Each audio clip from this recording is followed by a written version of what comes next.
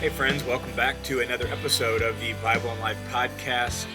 Man, in the midst of all the craziness that the coronavirus has brought up on this world, I pray that wherever you are at and wherever you are listening, that God is with you and you are doing well in spite of the chaos and in spite of the restrictions and the difficulties.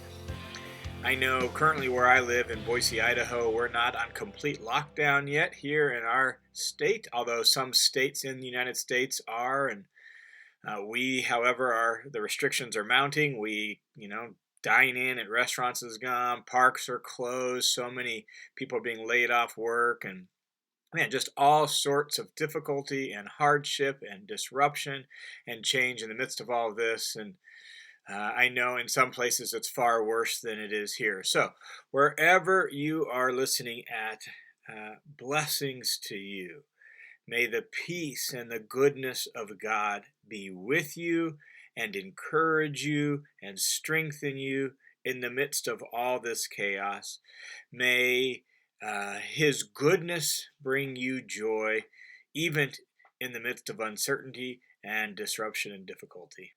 And if you have any specific prayer requests, needs in the midst of this situation, man, shoot me an email. Let me know how I can be praying for you and for your family in the midst of all of this. So, all right, let's turn our attention to the topic for today. We have been just really interacting with questions from various friends and listeners that commented on a social media post I did a couple weeks ago just about the Bible and some of the difficulties in the Bible and some of our frustrations even with the Bible.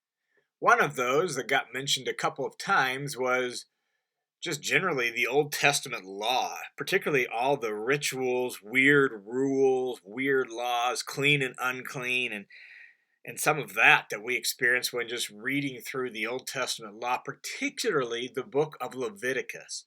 And so in this episode of the podcast, I want to just take some time to look at Leviticus and look at the law, and particularly look at the clean and unclean laws and what was the purpose of that, and how could that help us even understand maybe some of the other unusual or weird or just kind of different laws that just seem so unfamiliar to us.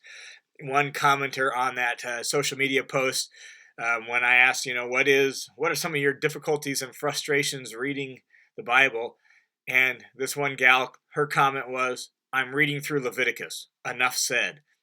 And I suspect a lot of us feel that way. In fact, if, you're having a hard time sleeping, I used to recommend just open up to the book of Leviticus and start reading. It should put you right to sleep, right? Like sometimes we feel that way. Like the book of Leviticus is just odd, and it's just pretty much all law. It's not a story. It's just all rules, all regulations, all laws, and all of that. Very little even narrative story type text within Leviticus. Pretty much the whole thing is law, and that's just hard to read, and it's kind of boring, isn't it? So let me offer just kind of some thoughts by way of general framework, sort of like a map to making sense of Leviticus. And then let's dive in specifically to the clean and unclean laws and some of the other kind of just unusual, even weird laws in the book of Leviticus and elsewhere in the law. All right, that's sort of how I want to organize things. So let's start with sort of a big picture framework or a map to understanding the law, particularly Leviticus. And the first thing that needs to be said about Leviticus is, as I noted, it's like ritual after ritual, rule after rule, regulation after regulation. In fact, a lot of Leviticus, one way to describe it is a lot of Leviticus is like a policy and procedures manual for the Old Testament priests. If you've ever had to read, for your job, your company, your business, or whatever it is, you've ever had to sit down and read like the employee handbook or the policy and procedures manual and it was really detailed. Well, a whole bunch of Leviticus is largely like that. Just not real exciting reading, is it? But that's sort of the way it functions. And so having that picture in mind, I think helps us. Like, all right, God has called his people, Israel, to himself. They're going to have a whole system of worship. God has deemed the Levites as priests, and specifically the family of Aaron as high priests. And so How do they do their job? What are their roles supposed to be? How do they carry out specific sorts of sacrifices? What about certain festival holidays? How do they carry those out? What are the details for that? They don't know how to do that. This is all brand new. And so here we have it, a policy and procedures manual for the Old Testament priests. And so keep that in mind as you read through Leviticus. That's sort of what it is doing in a lot of ways. And even the huge chunks of it that are more directed to the ordinary person are directed towards the ordinary person in some regards for the benefit of the priest, so the priest can make sure the ordinary person is carrying out the God's expectations in a good and right and appropriate sort of way. So policy and procedures manual, think of it that way, that kind of helps. Second part of the framework as we think about Leviticus is that we have to remember where it fits into the whole story. It's part of the covenant that God made with Israel. It's their covenant, not our covenant, right? Like Jesus inaugurated a new covenant. And that was even anticipated in the Old Covenant, the Old Testament. So Leviticus is part of God's covenant with Israel, not God's covenant through Jesus to us. So it's their covenant, not our covenant. We got to keep that in mind as we read it so that we understand what's going on. One scholar described it as God's ways in Moses' days. Did you catch that? It's God's ways in Moses' days for them in their time, in their place, their culture, dealing with their issues at that time and place in history. And as I noted, even the Old Testament anticipated a new covenant. Jeremiah 31 says, in those days, says the Lord, I will make a new covenant with the house of Israel, with the house of Judah, and it will not be like the old covenant. And so there's going to be a new covenant that's going to be different from the old covenant. And we're in Jesus, we're living under the days of that new covenant. But the Old Testament anticipated that, looked forward to that. In fact, even Deuteronomy, part of the Old Testament law, pointed forward towards that. Deuteronomy chapter 30, verses 4 through 6, you should read it, but it talks about God knows what's going to happen. He knows Israel's going to be unfaithful to the covenant. They're going to experience the ultimate curse of violating that covenant. That ultimate curse is going into exile. And so he says, at some point, I'm going to bring you back from exile, and when I do, I'm going to circumcise your hearts, and I'm going to make you new so that you'll actually keep my covenant again. And that language is picked up in the prophets and in Jeremiah in particular as part of this new covenant. And so the law itself and the prophets looked forward to the days of a new covenant. And so the law, and Leviticus in particular, is part of God's covenant with Israel. And that covenant is part of a larger story, obviously part of the whole story of the Bible, which is the story of redemption, how God's going to reverse the curse and bring his blessing to all the nations as he promised Abraham. So you have that big story, but zoom in a little bit just on Israel, and Leviticus is part of the story of God's redemption of Israel.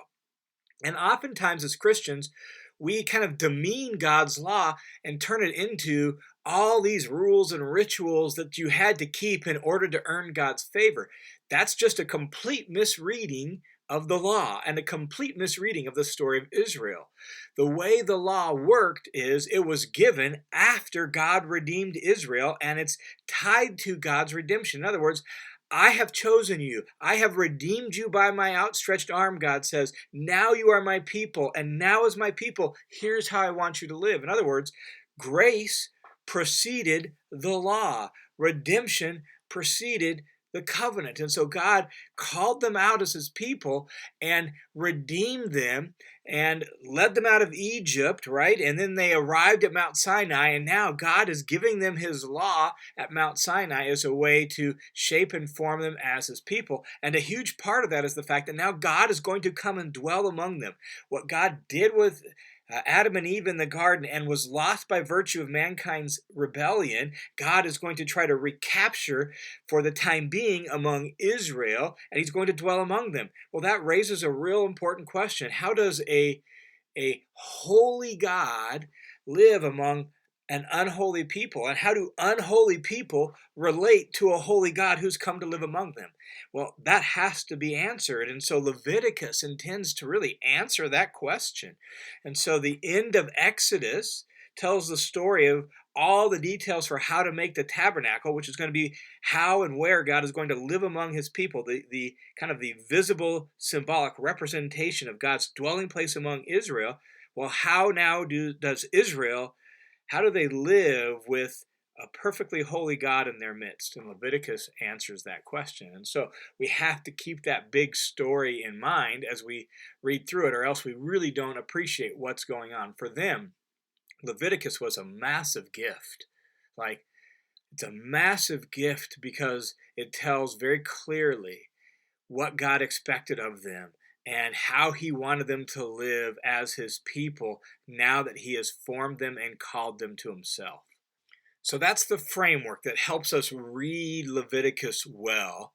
Now let's zoom in on the specifics of the clean and unclean laws particularly, and even some of how that can help us understand some of the other kind of just odd or unusual laws. All right, so let's talk clean and unclean, particularly clean and unclean animals. And what we need to understand right up front is, of most importance, these laws are symbolic. They aren't like absolute, binding, unchanging, eternal moral laws. They are symbolic. What are they symbolic of? Well, let me read this to you. God makes it very clear in Leviticus what they're symbolic of. He says this in Leviticus 20:24 through 26. I am the Lord your God who has set you apart from the nations. You must therefore make a distinction between clean and unclean animals, between clean and unclean birds. Do not defile yourself by an animal or bird or anything that moves along the ground, those that I've set apart as unclean for you. You are to be holy to me because I, the Lord, am holy, and I have set you apart from the nations to be my own. Do you hear the repeated idea in this? That God says, I have set you apart. I've set you apart from the nations. That's the rationale for these food laws, these clean and unclean laws, is that God has set Israel apart from the nations. Notice verse 25, he says, you therefore must make a distinction. So the logical connection is, I have set you apart from the nations, therefore we're going to have clean and unclean laws about animals and birds and all of that. And so the rationale for the clean and unclean laws is that God has set them apart from the nations. So these laws are symbolic of their distinction from the nations. These laws are a picture of how Israel is separate or set apart or distinct from all the other nations around them. And that's the basic meaning of the word holy. So notice verse 26 says, you are to be holy to me because I, the Lord, am holy, and I have set you apart from the nations to be my own. The basic meaning of the word holy is set apart or distinct. It doesn't necessarily mean like morally perfect. It can have that meaning, and sometimes obviously in regard to God it does, but its basic meaning is set apart. And so we're not talking like the clean animals, oh, those are the good, pure, holy, perfect animals, and the unclean animals, oh, those are the bad, rotten, evil animals. No, why? Because God has declared his whole creation good.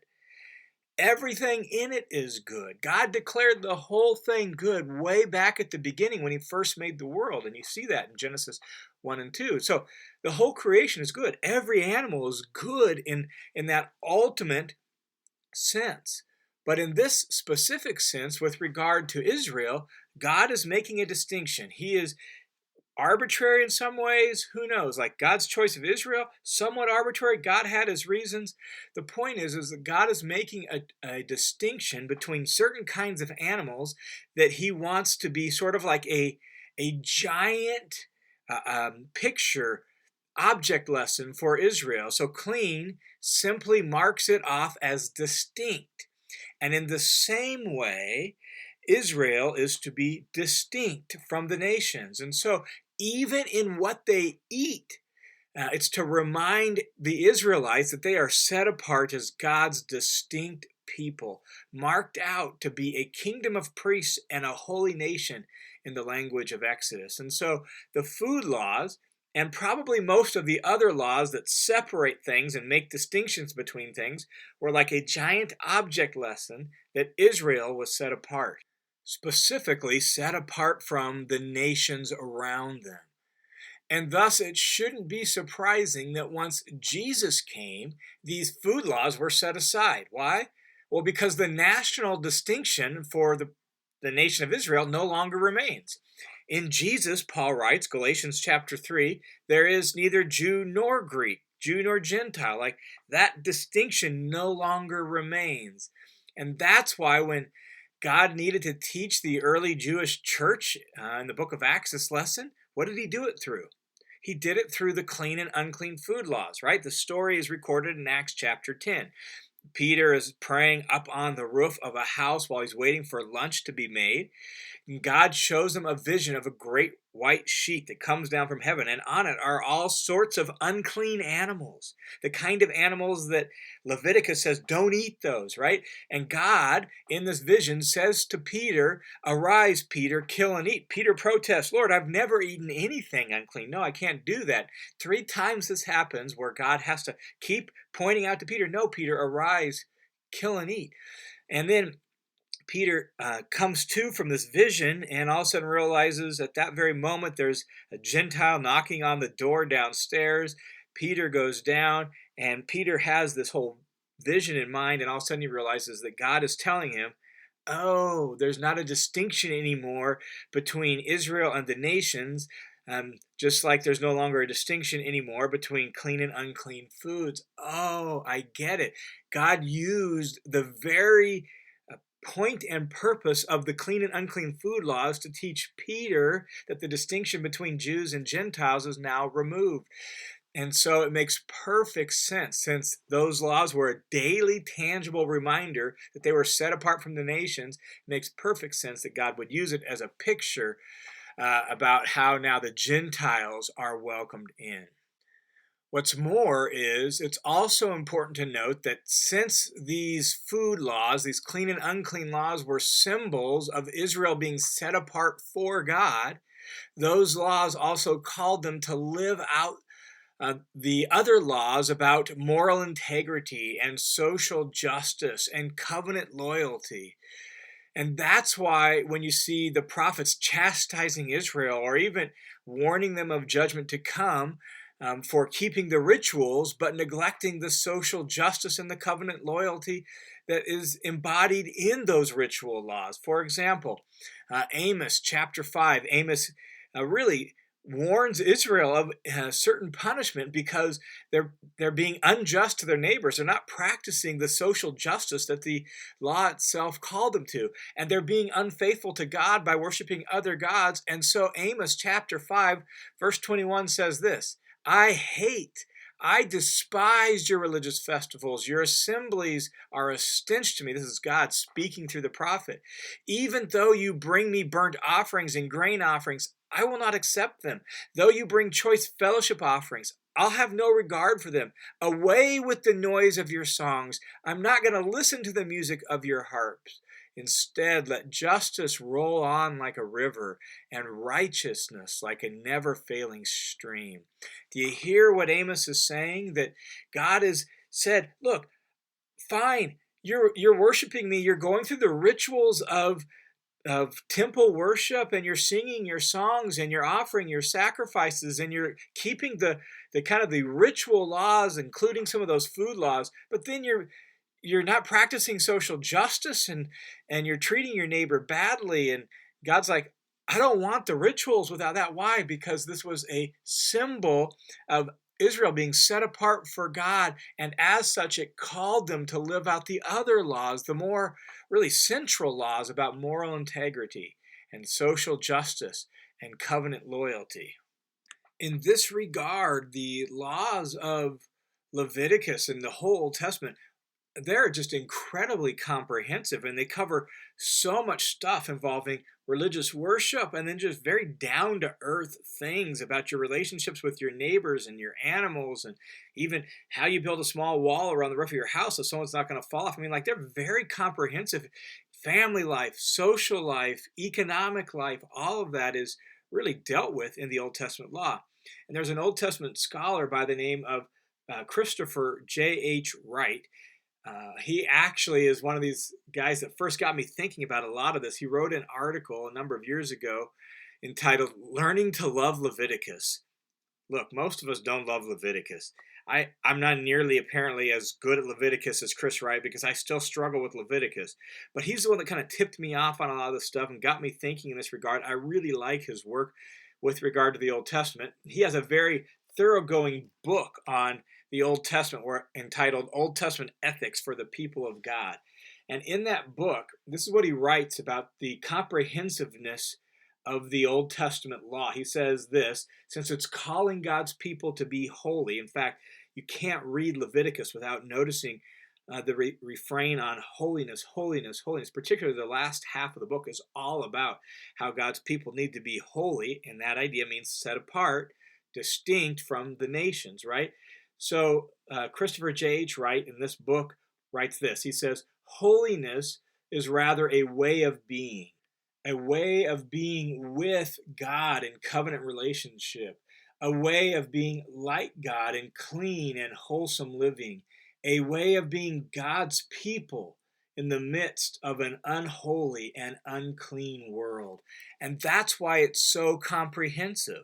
That's why even the ritual laws, like the food laws, point towards and call Israel to live with moral integrity, to live in a way that practices social justice in regards to the needy and the poor and the orphan and the widow, that calls them to live in covenant loyalty with God, being faithful to Him and Him alone, not worshiping other gods, the gods of the nations around them, because holiness is a comprehensive way of being, where our life is lived before God and with God for His purposes in this world. And so even Jesus, when He declares all foods clean, doesn't eliminate the symbolic purpose of those laws.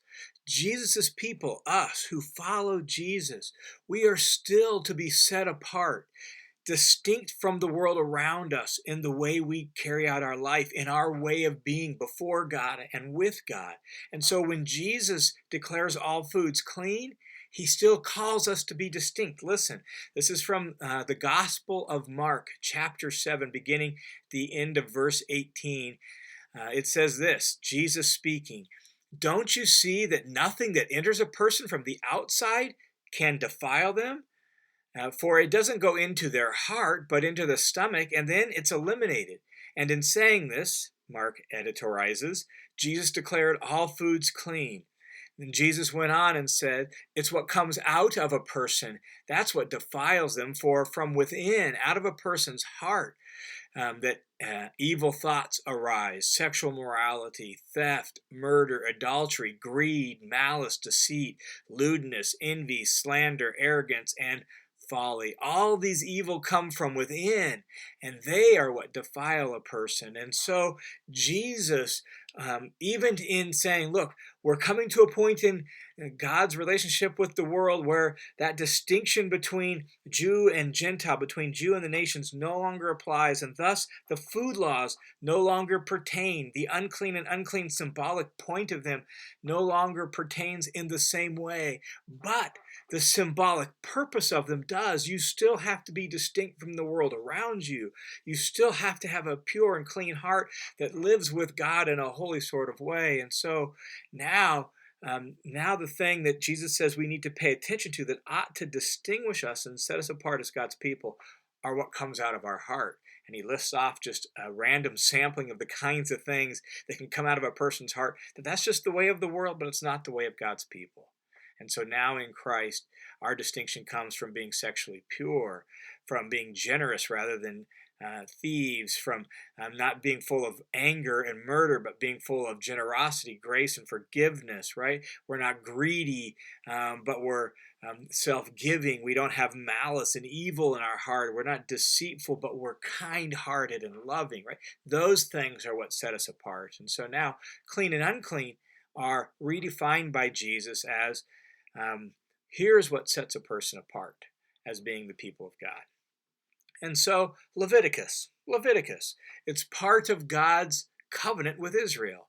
And it's odd, somewhat unusual, maybe even seemingly weird laws are primarily symbolic that Israel as a nation is set apart from the other nations around it. They taught Israel to be holy, and though the details look different for us, they can call us to be holy as too, to be set apart from the world around us as God's people today.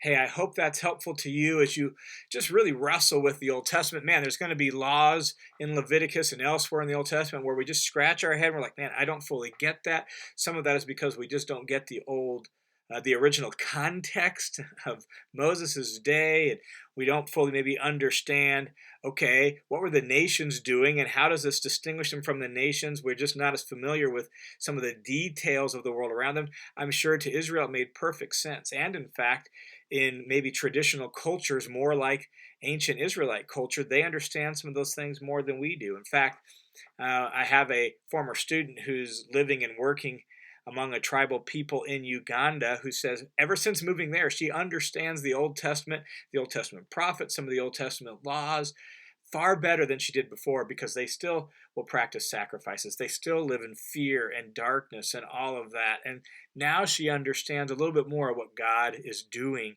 in the Old Testament than she did before. And so we're going to still struggle with it just because it's so different than our worldview, so different than our culture.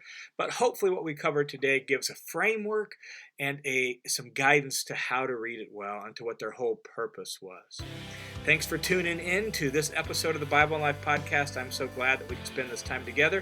Again, stay safe in the midst of this coronavirus epidemic, and may God be with you and bless you as you seek and serve Him. May you live a holy life, distinct from the world around you, for the honor and the glory of God because of Jesus. Take care, and let's talk again soon.